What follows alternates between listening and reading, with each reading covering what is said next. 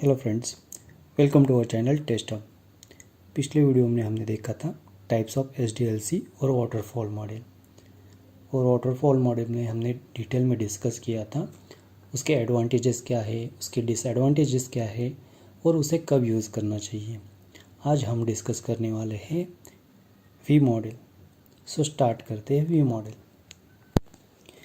The V model is also known as a verification and validation model. In this model, the testing phase goes in a parallel with a development phase.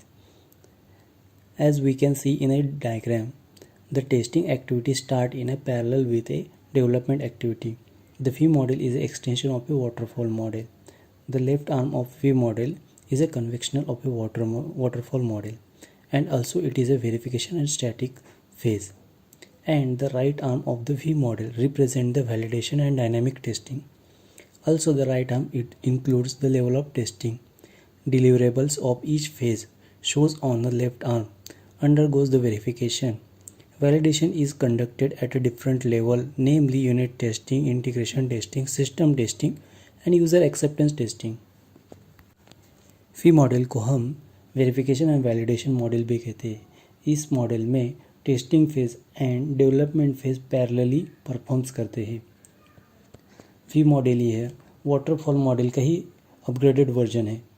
इसमें left arm of V model ये convectional we waterfall model है और right arm में level of testing है।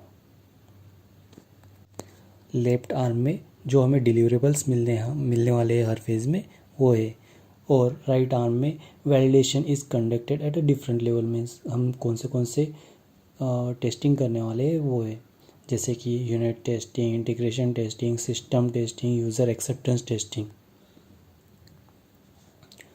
तो left arm में आते हैं वेरिफिकेशन फेज, जैसे कि business requirement specification, system requirement specification, high level design, low level design, उसके बाद coding.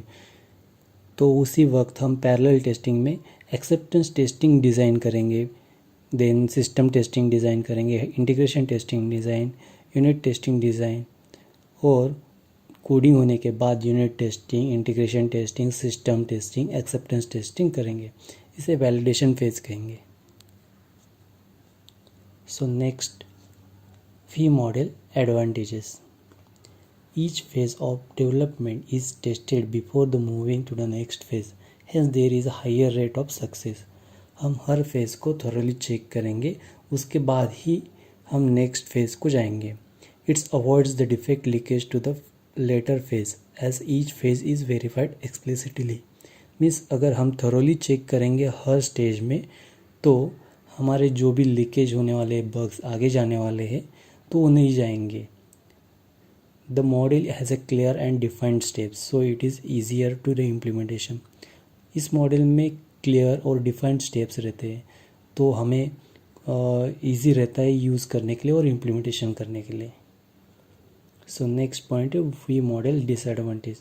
The testing team start in a parallel with a development, hence the overall budget and resource uses increases. जैसे कि हमने बात की थी testing team starting से development में इन्वॉल्व रहती है तो हमारा जो रिसोर्स है वो बढ़ेंगे, तो इसके वजह से हमारा बजट बढ़ेगा। Change in requirement are difficult to incorporate, means अगर कोई चेंजेस रहेंगे तो वो एडॉप्ट करने के लिए डिफ़िकल्ट रहेंगे इस फेज़ में।